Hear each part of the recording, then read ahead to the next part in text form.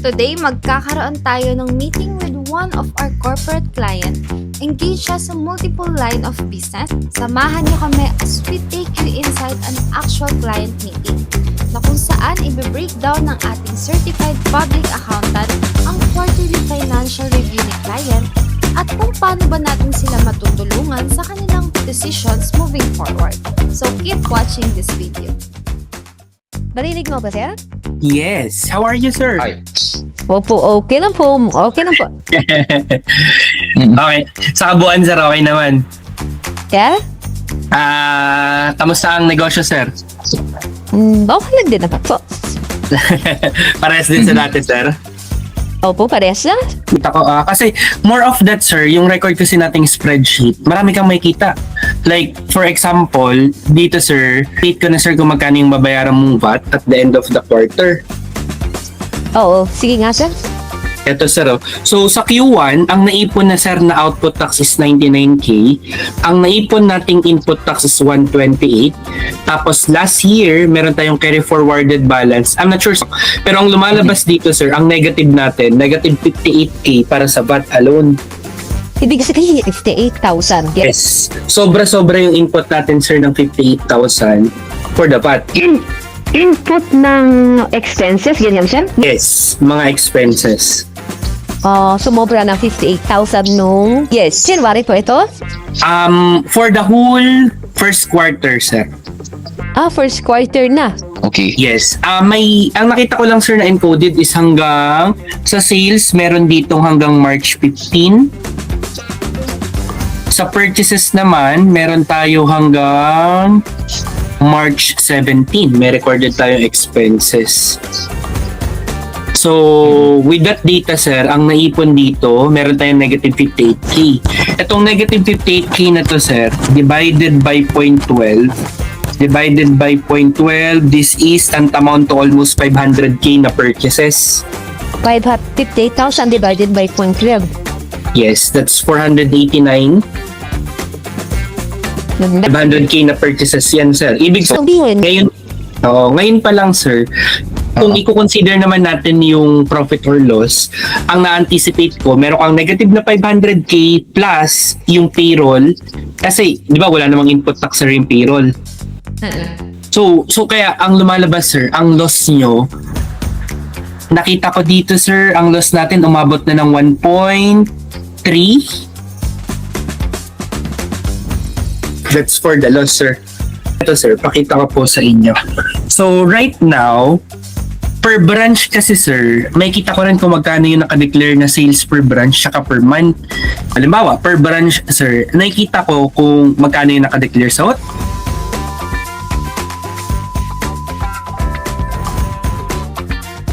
nakikita ko, sir, and per month, nakikita ko rin kung magkano yung nakadeclare. This is sales net of VAT. Ito na yung mga nakadeclare. So as of the moment, sales net of VAT, 826K yung March hanggang March 15 pa lang. Pero January 163, February 434. Opo. Yan yung sales natin, sir, total. Ang output niyan, sir, ito yon 99K yung total output. Ano ibig sabihin ng output, sir? Output tax. Kasi 'di ba, sir, VAT is computed this way. Output tax less input tax. Output tax is 12% ng sales. Input tax is 12% ng purchases na merong VAT. So, ganyan kinocompute, sir, yung VAT payable. So, basically, let's say, kung output tax natin is 99K and based sa record natin, ang purchases natin na merong input tax, ang total na is 128K tapos yan. So basically, meron tayo for this year 28K na sobrang input taxes. sobrang input taxes. Magkakaroon ka ng VAT payable, sir, kapag ka, let's say for example, ito 160,000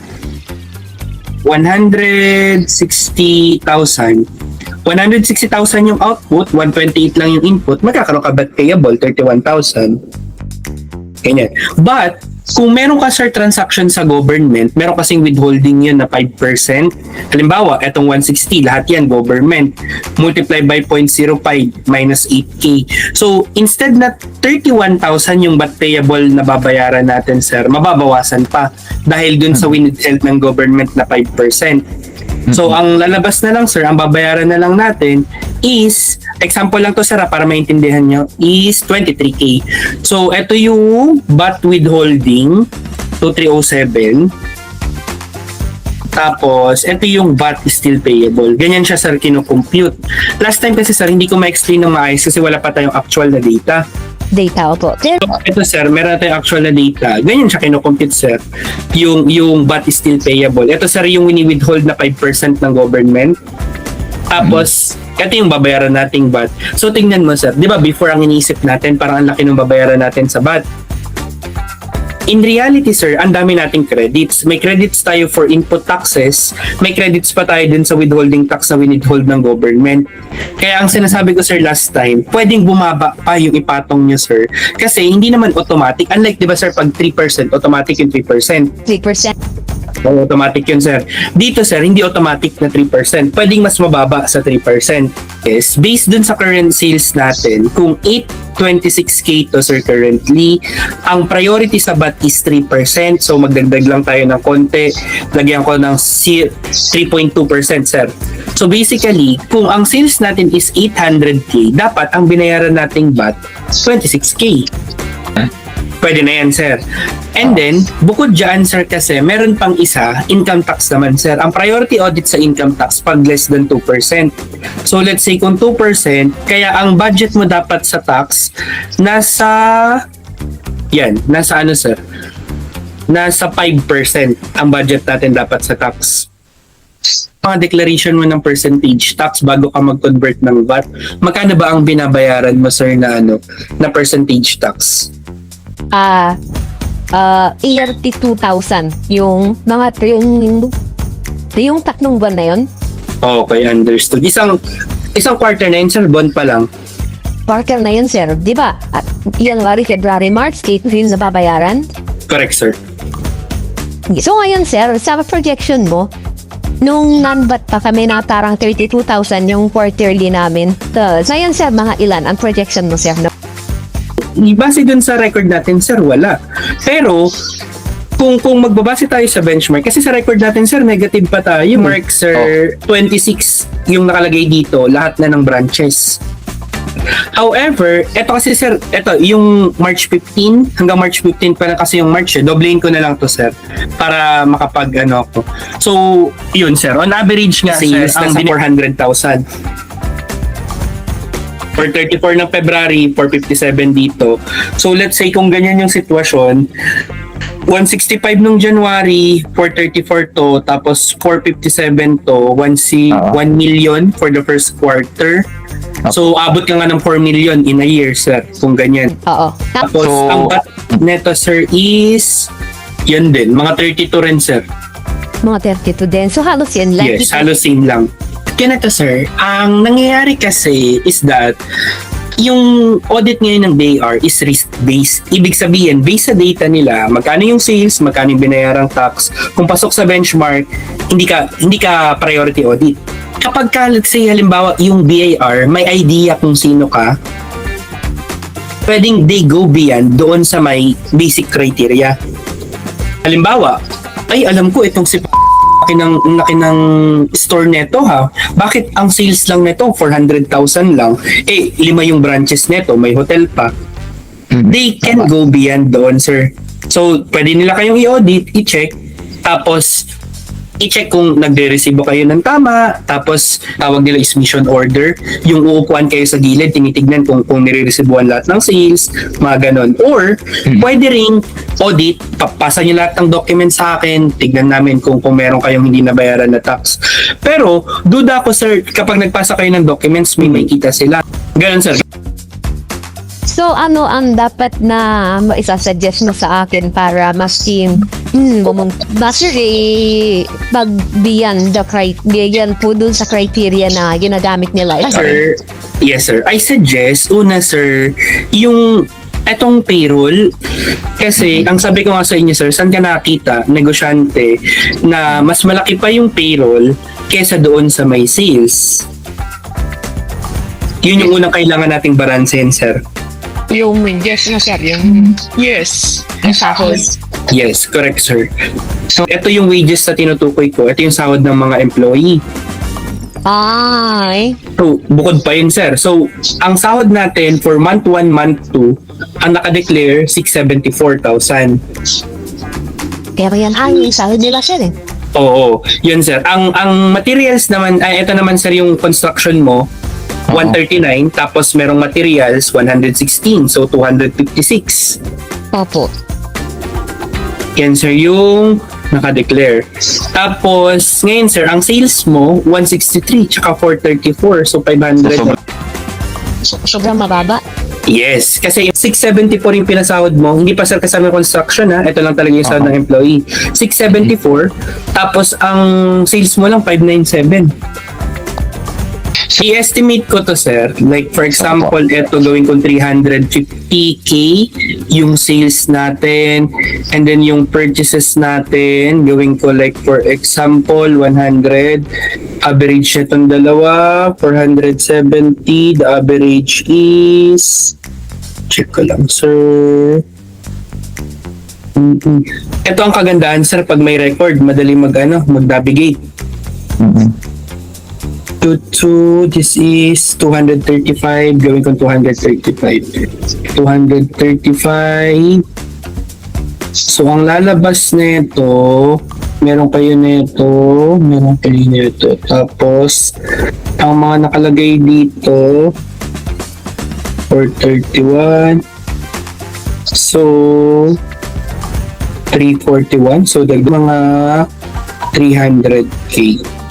Yan yung other expenses. So basically, pag nag-continue yung current trend, this is 885. So meron tayong 885 na loss. Therefore, ang kailangan nating idagdag, 885 na loss, merong 600 ng Q1, merong 600 ng Q2, 2203 kailangan. Pero laki na ito sir, oh. Ito palang to recover yung loss, kailangan magkaroon tayo ng Additional recover yung loss. yes sir, kailangan magkaroon tayo ng additional na Ay, hindi yun, sir. Yung correct. Ang nakalagay dito, March 1 to 15, 475. So ang kulang, ang lalabas, computing ko lang din sir yung bat neto kasi kinumpute ko lang to dun sa may profit or loss. Kasi tingnan mo to sir, para maintindihan mo rin to. Di ba meron tayong sales?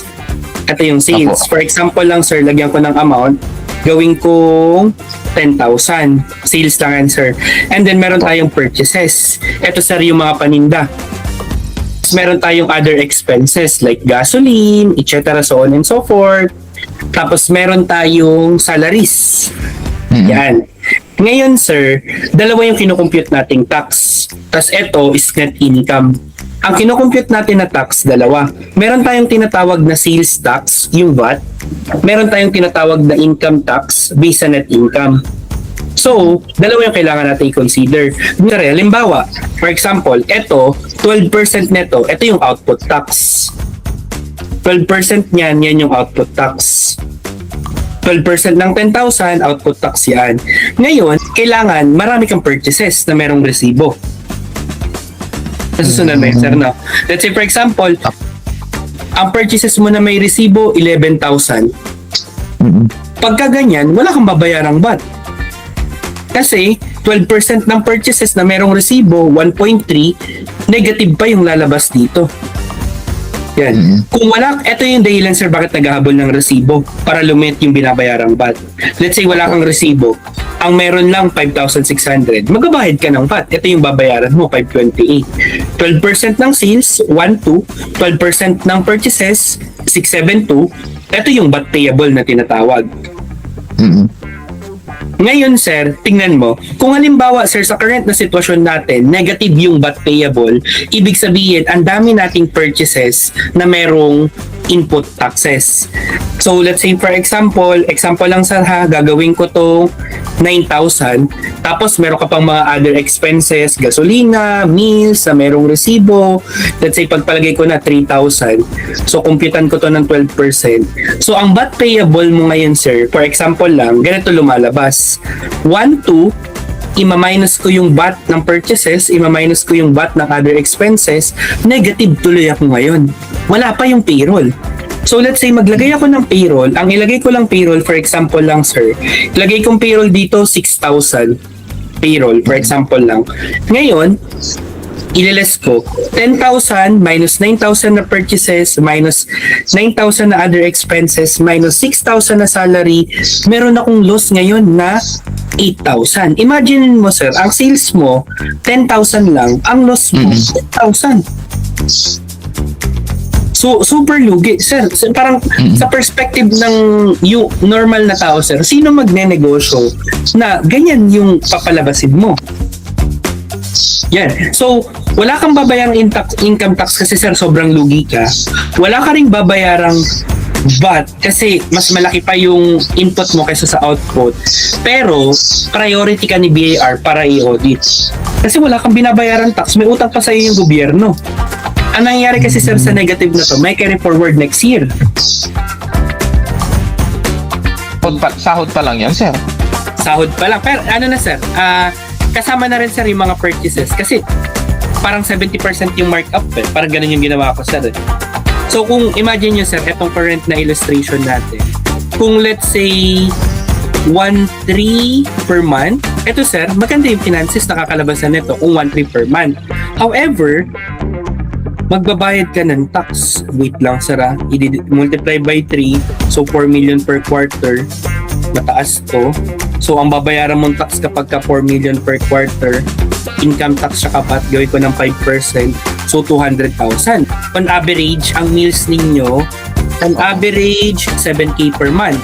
Ang office supply, sir, on average, 50K per month. Paano nakuha, sir, yung 50K per month na office supply, sir? Wala naman ako na, Eto, sir. So, ito yung record natin. Pull out ko lang, sir. Madali lang naman makita. Office supplies. Nanood din siya yung office supplies. Ito, sir, mga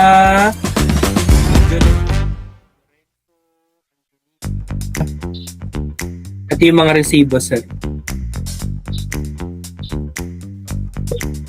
Yung mga gamot, sir, doon ata pinasok din. Ito, sir, mga grocery, pinapasok kasi namin yun, sir, sa office supplies. Then, Lawrence, ginagamit namin sa ano yan, sir, sa laundry para sa dryer. Oo, get it. Talagang supply namin yan, sir. Ang nandito, sir, is yun nga, mga supplies, mga meals, tapos mga gasolina. Oo. Yung gas namin, sir, kasi yan talaga namin pag bumabiyahe yung truck, sabi ko sa driver, paparesibuhan talaga. Yes, sir. The reason, sir, kaya ko to sinasabi para at least alam nyo rin, sir, kung paano siya naglalaro. Kasi imagine nyo, sir, kapag ka malaki yung mga expenses at purchases, dapat malaki rin yung i-declare mong sales. Kasi, sir, kailangan mo i-recover yun eh. Kung habulin natin yung benchmark, sir, 63,000 ang babayaran ko sa 8-3 sa Q1, sir, para first quarter, apo. ang income tax naman, para ma-meet mo yung benchmark, 0.02. So, this is 39. So, almost 100. Ang current na expenses mo, sir, check ko. Ang current na expenses natin is this is 500, this is 900. So 500, 900, so that's around 700. Tapos this is 470 to 50. So basically, ang expenses mo per month is nasa 900,000. kung nasa 900,000 sir yung expenses mo per month, ibig sabihin, 900. dapat 900, sir? 900 sir. 900 yung naka na dyan? Sir. Kasi kasama payroll sir at saka yung mga eto, halimbawa, eto palang operating expenses natin, 500 na. January. 800. January. Tapos, Tapos yung paninda sir, yung merong resibo na paninda, Oo. 285. So, January naidagdag sir, na yun. opo, ang total na expenses natin sir ng January, 819. 19, okay? 819,820 sarado sir. Tapos February naman sir lumaki dahil sa construction materials sa payroll 1 million. 1 billion na. Yes. So on average sir yun nga nasa 900, 950, ganon.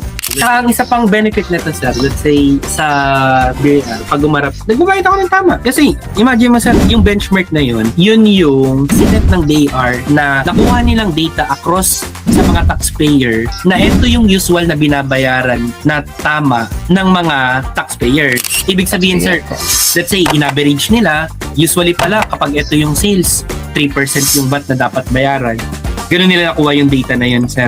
Kaya kapag bumaba dun sa data na yun, priority audit ka kasi alam nila na below benchmark, mas ibig sabihin may Below tinatago ka. Oo. Sir. Oo, Wala ka pa sir 700. transaction sa government? Parang wala ko nakita mga 2307. May mga transaction na, sir, pero siyempre, hindi pa sila nagbabayad. Okay. So, Wala pa rin. So, ibig sabihin, opo, wala pa rin invoice. Ibig sabihin, mga sa second quarter na po yun, papasig lang yan. sige sir. Balitaan nyo na lang kami sir kasi natin yun kasama sa recording. Oo.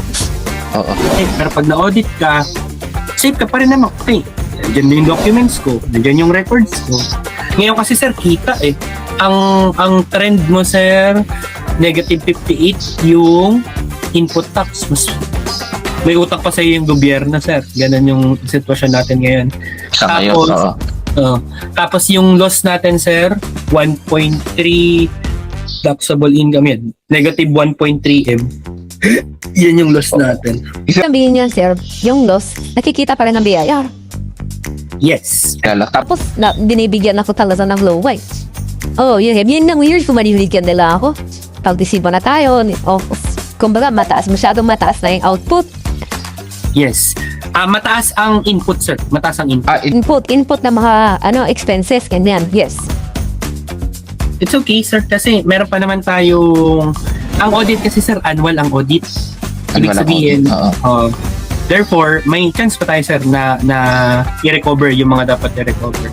Kasi sa second quarter, ganyan. Second quarter, third quarter. So, obserbahan lang, sir.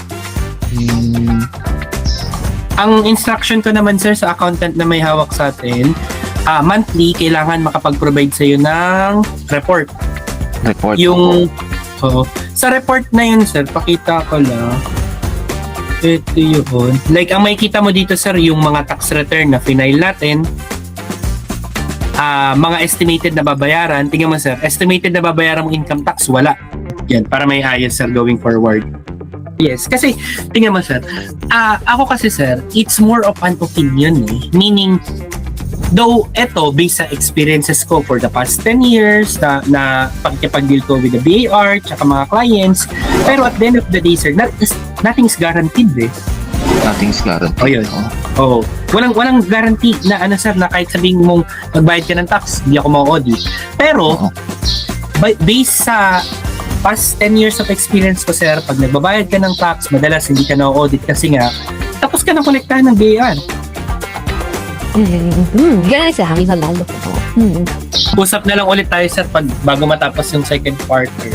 Check natin ulit Sige. kung kamusta yung compliance report natin sir. Oh, sige. Ganun na lang, sir. Okay. Opo. Yun na sir, yung this meeting. Okay. I-inform ko na lang sir yung accountant na may hawak about ito sa napag-usapan natin. Tapos, yung pakitik effect na lang sir yung napag-usapan. Opo. Okay, sir. Okay. Sir, salamat, sir, po. ha? Ingat Opo, po. salamat. Thank you.